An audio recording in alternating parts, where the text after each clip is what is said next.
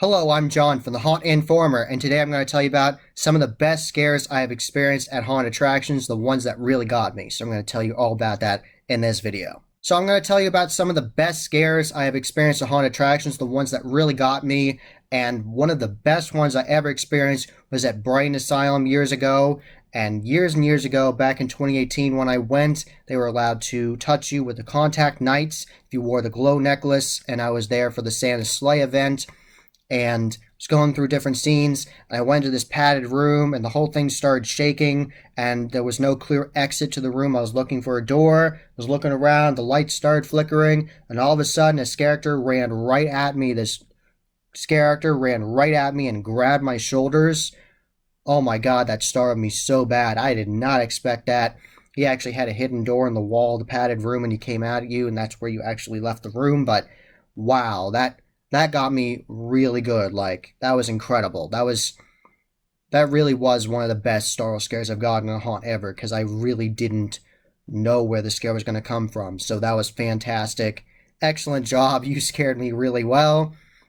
And definitely a shout out to mobile scare actors at Halloween Horror Nights Orlando. They did a great job. I really enjoyed the scares in Wicked Growth at the very beginning. They had a flexible fence, and they also had flexible lattice, where it looks like lattice on a fence, and also one that looked like a door, and it was really stretchy rubber that it looked like it was solid wood. And I went in there, and I didn't expect there to be a scare, and all of a sudden they lunged right at you. This skeleton character reached right at me.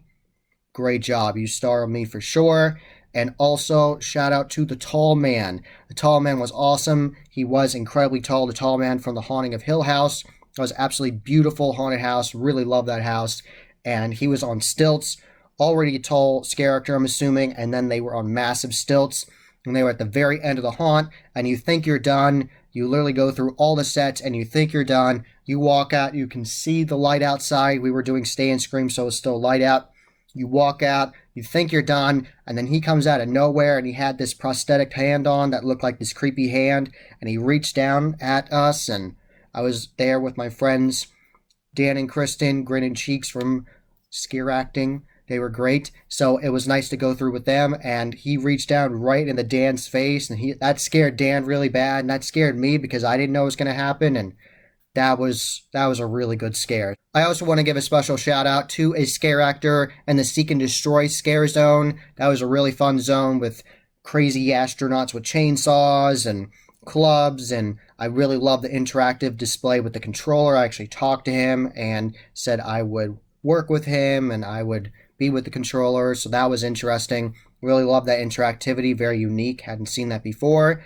And the shout out I'm giving is for the scare actor on stilts, one of the astronauts, and he had this special light where he could flick it up and down the top of it, and it had this red light that would shine at you, and it was really cool. I really liked the whole aesthetic of that whole zone. And there's also victims walking around in there, like people that looked like they were trying to escape the astronauts, so that was really neat. So I was walking along and I was actually recording a video of the scare zone, going through, seeing what I thought of it, and this character on stilts came at me and looked at me and shined his light at me, and I thought that was really cool, and I was like, that's really neat. And then I walked away from him, and he acted like he was done with me and was going to scare other people and walked away and flicked his light up. So then I keep on walking the other way, and then seconds later, he's right next to me, this guy on these massive stilts, right above me with his light right in my face, and that startled me really well. So great job to that scare actor. Really enjoyed that. So I have experienced a lot of really good scares at haunted attractions, whether it's at Halloween Horror Nights or Brighton Asylum. Lots of fun. I definitely get good startle scares at different haunts. Some haunts I think are more beautiful than scary, but I definitely can appreciate the set design and the quality of the costumes and everything.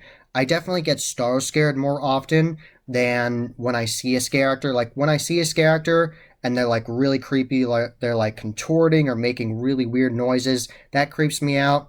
But if they're just talking normally to me, it's hard to scare me from just that. But if you're a distraction and that person is getting my attention this way and someone else comes at me, that normally gets me. So, and people from the floor, that's always a great scare, and people from above. And there are so many awesome scares out there in haunted attractions, and I am so excited to see what they're going to do for the 2023 haunt season. There are so many cool advances in the haunt industry this year, ranging from the wormhole from Boscoyo Studios to all kinds of awesome animatronics and poison props and brand new masks from CFX and Shattered Effects and Immortal and Savage Silicone with the basement effects now. They merged, and there are so many cool things out there. Brand new props from Original Sin Design with Anthony, Ghostwrite Productions. There's just rib effects. There are so many wonderful products out in the haunt industry now that will enhance your experience and make it scarier and make it better and more immersive. And I am incredibly excited to see what they have to offer this year. So thank you for watching. That was the Haunt Informer. I hope you enjoyed. Subscribe and hit that bell icon so you get a notification every single time I put up a new video. Give this video a thumbs up and share with your friends. And I'm on social media. You can find all those links below. And as always, happy hauntings.